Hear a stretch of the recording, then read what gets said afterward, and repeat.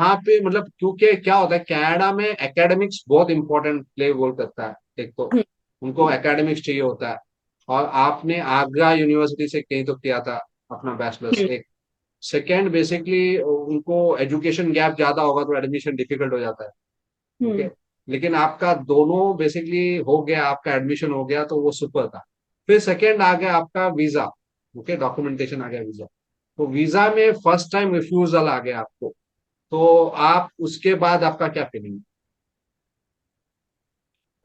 Refusal आ गया, उसके बाद थोड़ा मैं डिमोटिवेट हो गई थी कि अब क्या होगा, अब कैसे करना है।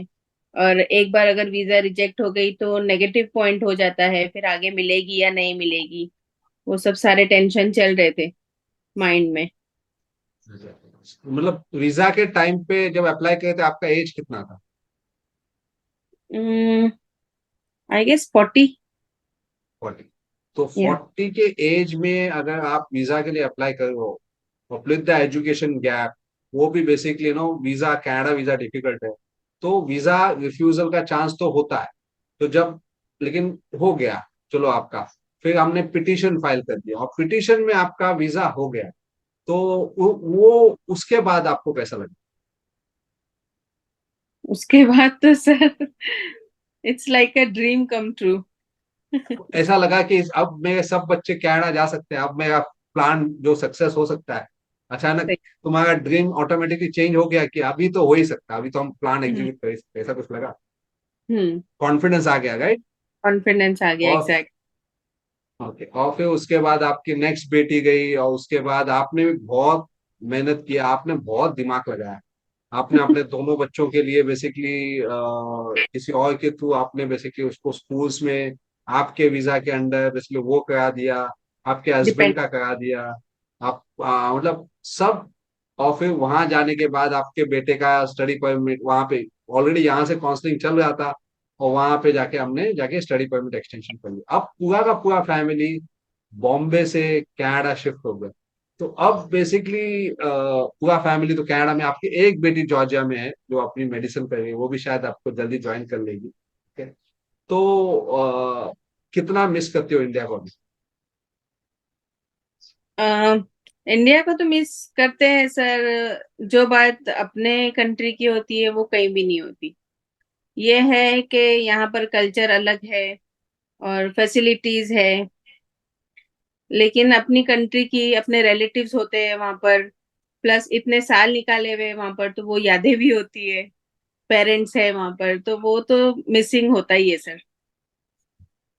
तो अब मुझे बताओ कनाडा का स्ट्रगल क्या है? अब तो कनाडा में आपने पढ़ाई कर लिया, आपका अभी ओपीटी है, पोस्ट स्टडी वर्क है, तो कनाडा में स्ट्रगल क्या है? स्ट्रगल सर यही है कि अगर सिंगल एज ए स्टूडेंट आते हैं तो, मैं मेरी बात नहीं कर रही हूँ, यंग बच्चों की बात कर रही हूँ। और शायद दूसरे कंट्रीज में भी जाएंगे तो स्ट्रगल तो वही रहता है कि उनको हर चीज खुद से करनी होती है। पढ़ाई भी करनी होती है, अपने कुकिंग भी करना होता है, लॉन्ड्री भी करनी होती है, फिर घर की क्लीनिंग भी करनी होती है, side by side part time job करनी होती है। तो वो स्ट्रगल बड़ा है यहाँ पर। लेकिन वो स्ट्रगल से जो निकल के आते हैं बच्चे, वो हम्म। जब इंडिया में आते हैं तो काफी कॉन्फिडेंट हो जाते हैं, उनका पर्सनैलिटी चेंज हो जाता है। वो वही करेक्ट। बच्चा नहीं रहता है जो बेसिकली इंडिया से गया रहता है। सही है, उनके माँ सही है। बाप लगते हैं कि मेरा बच्चा काफी मेच्योर्ड हो गया है अभी। तो वो यस। स्ट्रगल से उसका फायदा भी बहुत है, राइट? फायदा तो बहुत है सर।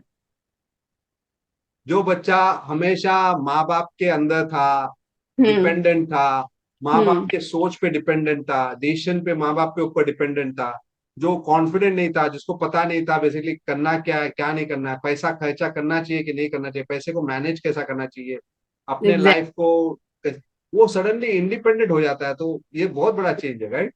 Yes, yes. तो वो स्ट्रगल तो बेसिकली एक उससे तो बच्चा निकल के ही आता है। वो हम्म। बच्चा जब पढ़ाई करता है, बाकी स्ट्रगल कैसा है, मतलब दोस्ती बनाना कितना डिफिकल्ट है, वहां पे काम जॉब मिलना कितना डिफिकल्ट है, वहां पे सेटल होना कितना डिफिकल्ट? अगर फ्रेंड्स की बात करें तो वो अपने ऊपर डिपेंड होता है कि अपना नेचर कितना फ्रेंडली है, उस हिसाब से फ्रेंड्स बन जाते हैं। कुछ लोग होते हैं वो कम बात करते हैं, कम लोगों से मिलना जुलना पसंद करते हैं, तो उनका सर्कल स्मॉल होता है। लेकिन अगर ज्यादा सोशल है अगर, तो उनका फिर अच्छे खासे फ्रेंड्स बन जाते हैं। आपके कितने फ्रेंड्स बने? मेरी तो ऑलमोस्ट पूरी क्लास फ्रेंड थी सर। परफेक्ट। सुपर। तो अभी आप उससे कांटेक्ट में हो, फ्रेंड्स से कैसे है, क्या है? यस यस, मैसेजेस करते रहते हैं, एक दूसरे को अपडेट लेते रहते हैं। चलिए, गुड।